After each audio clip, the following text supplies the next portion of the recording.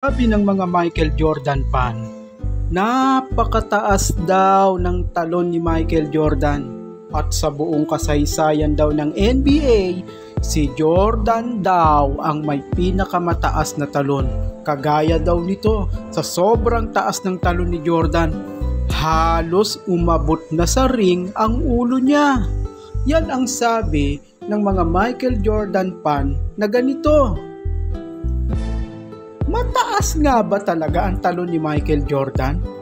Mataas na sa kanila yan? Tignan nga natin ang talon ni NBA GOAT LeBron James.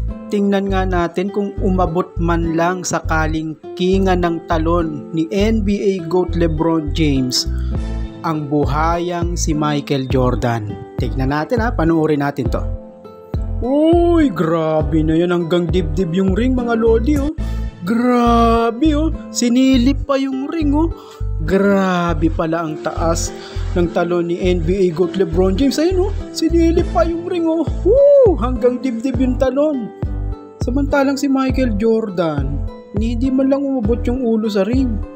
Pero si NBA GOAT LeBron James, tingnan nyo grabe naman yung taas ng talon na yan.